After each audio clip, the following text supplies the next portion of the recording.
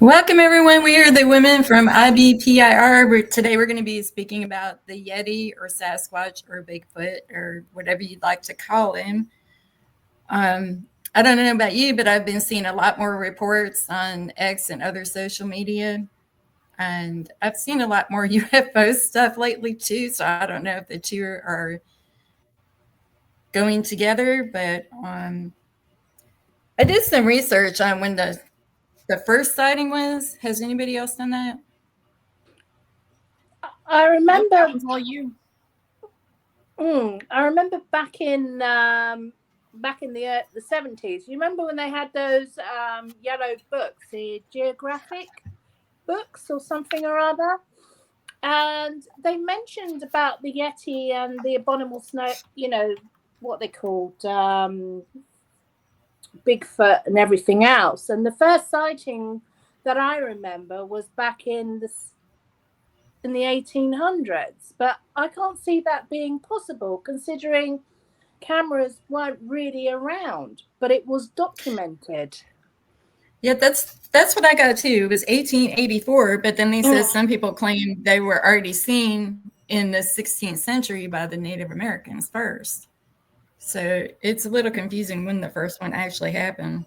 I mean, that's quite plausible with the Native Americans because they've been around for centuries, haven't they, really? That what we know of. But, you know, it's becoming more and more apparent that the creature is still around. It's still showing itself. Whereas one part of the centuries, it actually disappeared. No one actually saw it for quite some time, and now it's reappeared. Is this a cycle or what? Is it every 30 years or every 100 years? What is it? I mean, it could be possible because there's a lot more construction and things, and they're losing their environment now. That and moving on to other areas to hide again. Well, not only that, but the population is much bigger than it used to be. Oh, that's true. So it's entirely possible that there's just more eyes on the situation now. That's true. Yeah, that's true too. Especially with now we've all got iPhones and stuff like that. You point and press record and bingo, there you got a footage. But for me, I've never seen one. There is a place online called the IBPIR. It's the Bigfoot Field Researchers Organization, and you can report things there. You can look up sightings. They have a really great timeline. They have police reports. Like if you go to one specific case and look at it, you can look at everything. Who it was reported to you, who reported it, how many people were there. It'll give you a map of the area if you want to go there and look yourself. It's pretty interesting. Yeah. It's a really great timeline. Even if you've never seen him, just going to that site is really great to check it all out. But I really would like to go on an investigation and actually see one for myself, to actually turn around and say, yeah. I don't know if I'd want to see one for myself, to be honest with you. I'm imagining that they're really big and really scary and pissed off. Well, that's the thing, and that's what I don't understand. People are claiming they've been attacked by them and stuff like that. But I wonder if those people were just in the wrong place, like out there deer hunting or something, and they associated that with a threat, maybe. Either that, or they thought of the kill as free food. Probably. But they eat vegetables and meat. We gotta watch out for that. Yum yum yum. But the thing is, where do they live? I mean, they come, they go, and it says most of the sightings were in the northwestern U.S. and Canada, but they said there's some Floridians have said they've seen some smelly. They called them smelly apes in the Everglades down there in the Okay. national park. Skunk-ape. But they're supposed to be everywhere. There's supposed to be all this sighting over in Europe, a lot in America. And, you know, I don't know. I've never heard it in England either.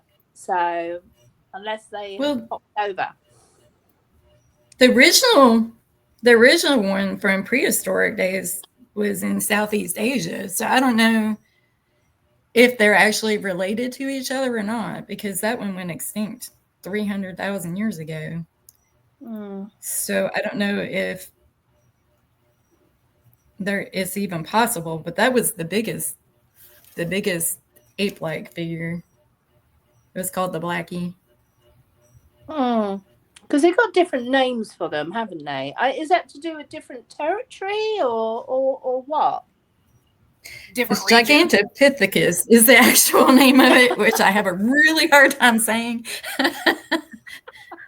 Pithecus. Gigantopithecus. Pithecus. But, you know, I mean, I don't know. It's been going on for many years about Bigfoot. You know, it's, for me, I'd like to see one to say, I believe in Bigfoot. You know, I think I'm one It of also these says, people. go ahead. I was going to say, I'm just one of these people that, you know, need to see visually myself to actually say, yeah, they exist. You know, or could it be a bear up on two legs? You know, I mean, it's been known. It also said that Bigfoots are more lowland and have brown fur, and the Yeti is more in Asia with white fur and higher altitudes. So I'm guessing that the color of their fur depends on where they live, so they can camouflage themselves better. That would make sense. Well, yeah. I mean, if they're in the... You know what else they said? I don't understand this. How do they know the Yetis have white fur when they said explorers have seen the footprints, but no one's actually seen one alive? Bingo. So how do you know? Exactly. Must be That's camouflaged. my point.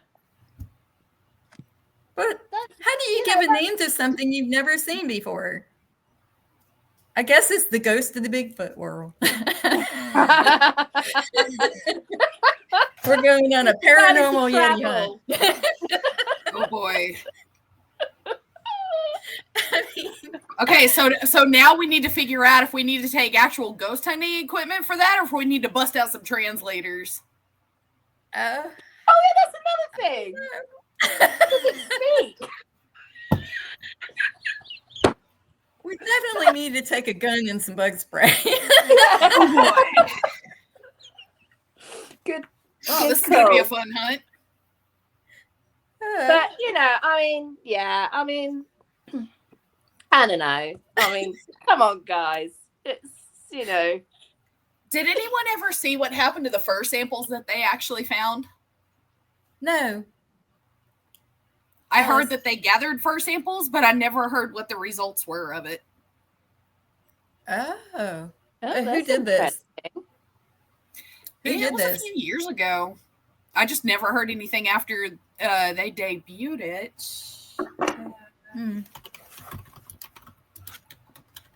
There's lots of things that they say they have samples of feces or whatever, and, you know, claims to be Bigfoots. I mean, it's possible. I mean, you know, animals and crossbreed all the time, and reptiles and everything else. I mean, it's possible. Yeah. They just evolved, you know. But, I mean, Chris made a valid point the other day about it being, could it possibly be an imprint of history? Yeah. Yeah, that's where the it's everyday life, but then it doesn't explain when people claim they've been attacked.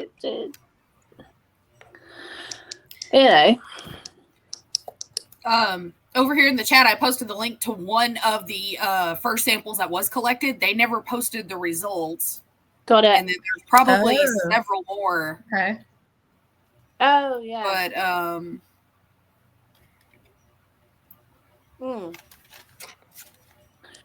But so many years ago, I used to belong to this Box of the Month club. I don't know if they still do it or not. And it was called the Cryptid Crate. And I got this in one of them. And I still have it. And it is so interesting. And it's laminated too, so you can take it with you. And it shows you like all the feet and stuff. And then when you go inside, it shows you more. But when you go inside, it even has the tape measure, and it tells you how to take a cast of a mold if you think you found a Bigfoot imprint. I just thought that, I mean, this whole thing is the tape measure. That's how big their feet are supposed to be. So I'm pretty sure if you saw a print that big, that it would definitely if I saw a print that big, I'm probably going to fill it up with water and use it for a swimming pool. Because I'm little. Very little. It will be a swimming pool for me. I am not that little. You said he started his research in 1996, and he crossed the path of a line of 15-inch footprints in Washington State. So that's a big old critter if it's got a 15-inch foot. 15-inch footprints, and he found a whole line of them, not just one. Oh my goodness! Yeah. Oh boy. Yeah. Dr. Meldrum. It could be fake story. Do what, Liz? It could be fake stories. You know, people make up. No, he's a doctor. His name is Dr. Meldrum, and he wrote a book about it. So I don't think that somebody would risk. There was like a picture of him with the cast of one of the footprints. Oh no, not him. I'm talking about the other. You know, when people bring in and, you know, you look at it and you think, is that for real? You know, photograph stuff. These days and age, I would think it would be real because, you know, people can debunk things pretty easily these days just by looking it up on the computer. So if you're going to claim that you saw something, I would probably think it would be real, unless maybe they were like some teenagers or something pulling a prank, you know? Yeah. It's like all this alien stuff, all this UFO stuff that's showing up all of a sudden everywhere around the world. Maybe Chris is right. Maybe they do go together. I don't know. Maybe. I mean, I've entirely never possible. seen UFO. Well, quite a few of the I know for a fact a lot of the Bigfoot sightings, they claim to see a very bright light preceding the actual sighting of it. Okay. Or hearing the noises of it stomping around, or even as far as having trees being thrown all over the place. Which I'd still like to know how they're, you know, lifting a huge oak tree or a pine tree and then lobbing it across a field. That would be an interesting sight if you could lay eyes on it. There was a clip on there yesterday where this man, it was a video of two people walking, and then there was like a truck with logs on it, and they were coming out of the woods this way, and there was a guy over here, and he literally picked up a gigantic tree and threw it on top of the pile. And it looked legit, but I don't know, you know. And the other people couldn't see him, so they didn't know what he was doing. And I don't know who videoed that. And then there was another one where it showed a neighborhood, the treetops of a neighborhood, and this tree just came walking across and went walking across the road and kept on going. It was just a tree. I saw a video. Big pine tree. Go ahead. See, that brings up the question if it's like Lord of the Rings style and the trees are alive. That's what somebody said. in the comments. It makes you wonder. Because if you can't see what's carrying it, you've got to know what's actually you can see making the it go beginning across the road. The top of the tree, because it was behind the other trees, and then you saw it cross the road, and then it disappeared off screen. But there was a video that was posted a couple of days ago of this big fern tree that sort of started there, and it just walked across behind the other trees to the open space. I can't remember who posted that. That's kind of like the same thing I saw. Yeah. Yeah. But y'all may have to send that to me. I'm sure it's on my feed somewhere. I mean, I can look at it. Something like that is so crazy. I just got to repost it. But was it an alien? Or was it something else?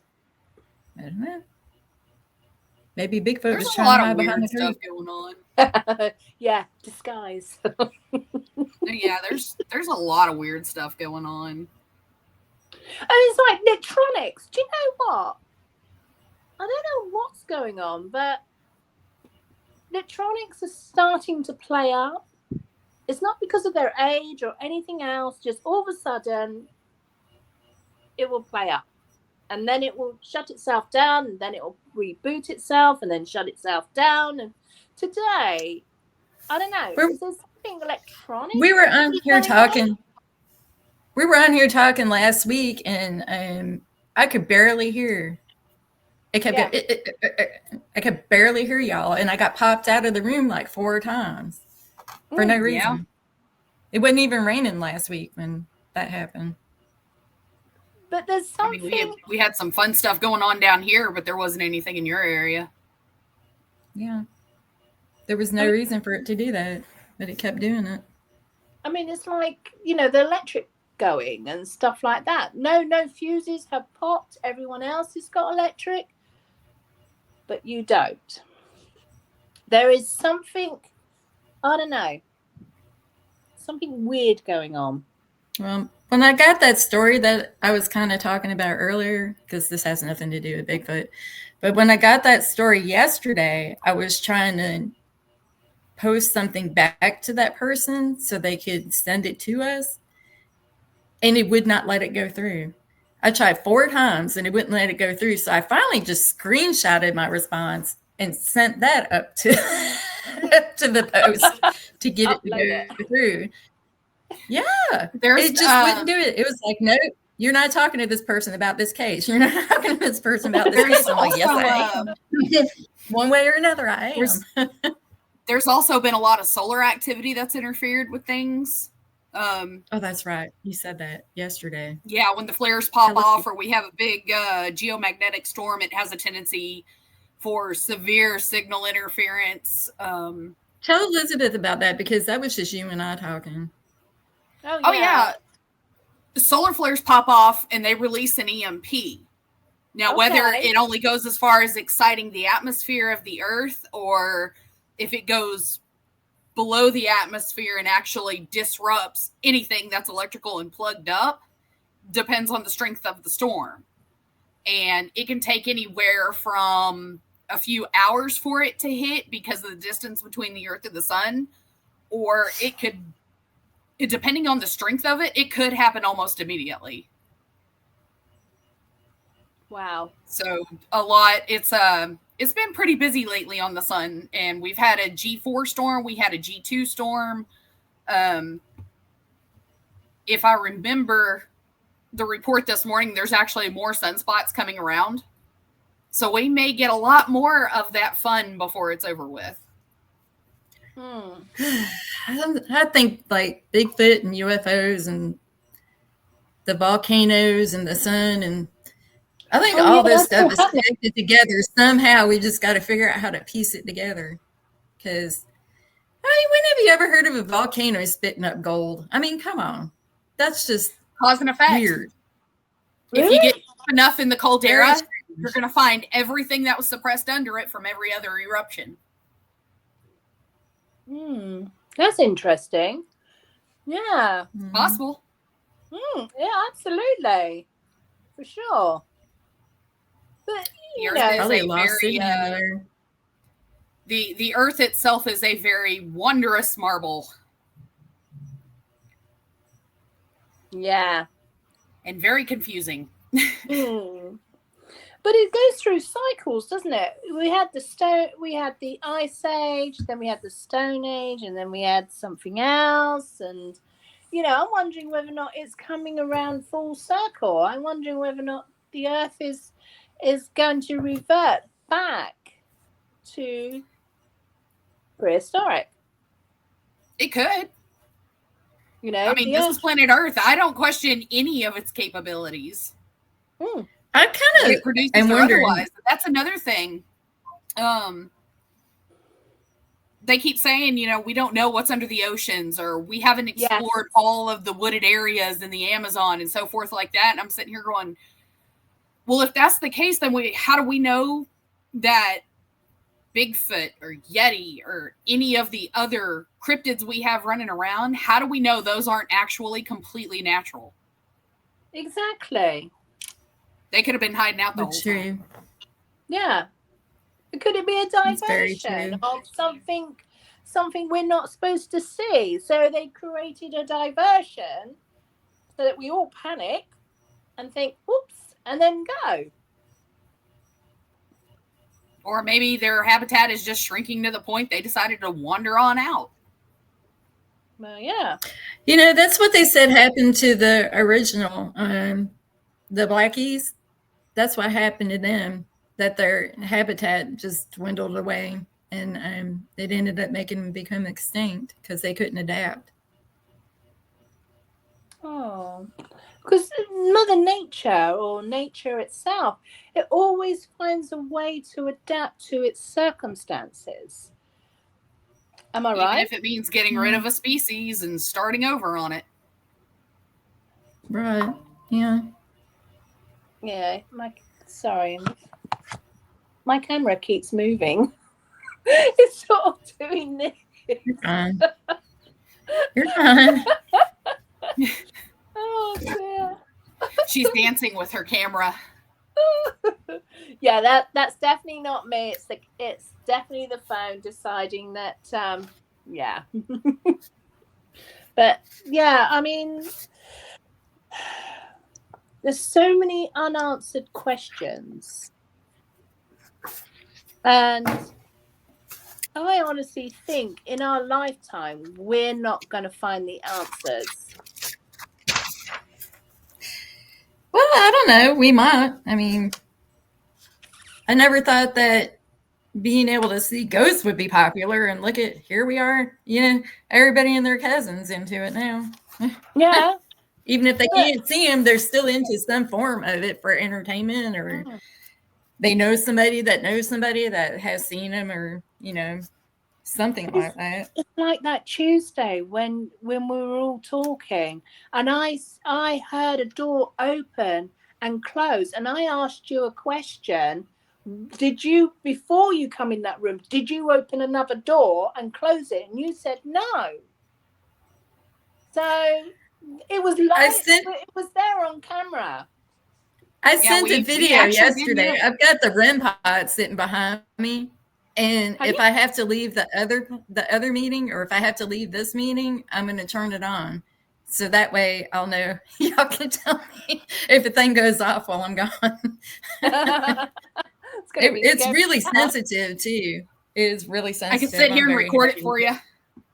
That would be awesome, because I know do like a CCTV recon kind of thing.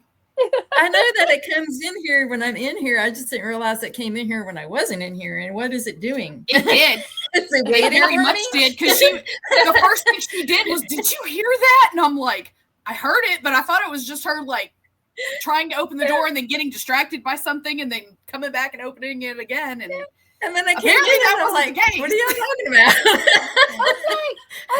Do you know what? I was so convinced that something was there.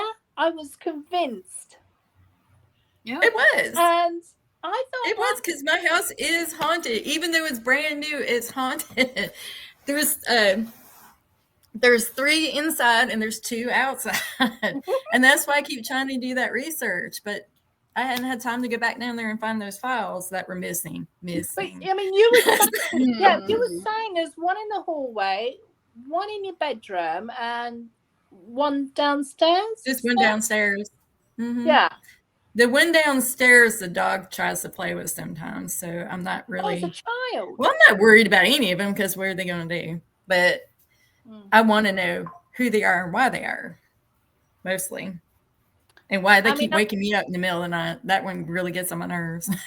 Because they have something to tell you, of course. You want to tell me secret. The dog agrees with me. You're welcome. And back to this Bigfoot thing. Yeah. In my notes, and I took these notes like 2.5 weeks ago, but in my notes, I said there's been over 3,313 Bigfoot sightings globally, with a significant concentration in the Pacific Northwest.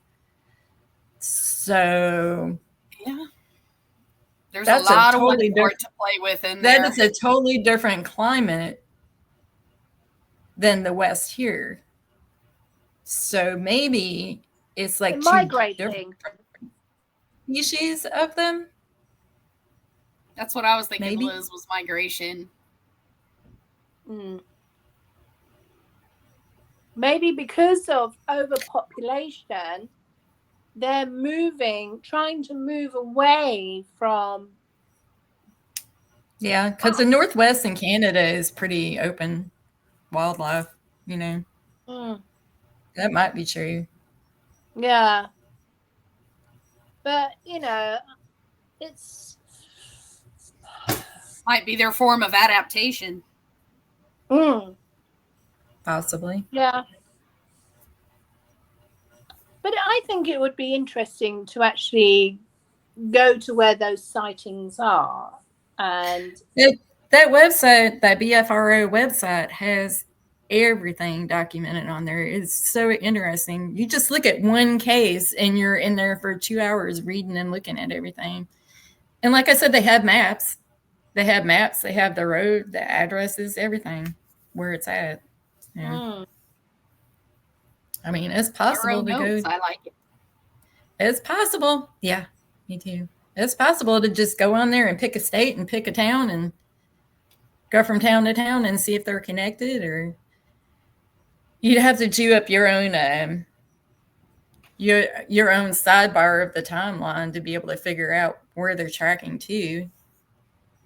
It doesn't do that, but it does give you the dates and times. It's going to somewhere, though. The wind is kicking up here really bad, y'all. You okay? Yeah. We're headed for a storm. Ooh. Yes, you are. But it's like with, you know, birds migrate to another country, don't they? For their mating rituals and stuff like that. Could that be possible? Yeah, the birds migrate south. So, yeah. I mean, people like to go south when it gets cold. I don't know. I'm sure they like to go somewhere too. Go on holiday. Yeah, go where it's warm and you don't have to play in the snow. I mean, what if you're a Bigfoot and you only like to eat fish? You're not going to want to go ice fishing all the time. You go somewhere where it's warm so you can just scoop it out of there. It's either that or you want to taste a different kind of fish. You're not going to build an ice shanty and be out there on the lake. You know? I'm not feeling quite tuna-ish today. I'm going to go try to get some bass. See, I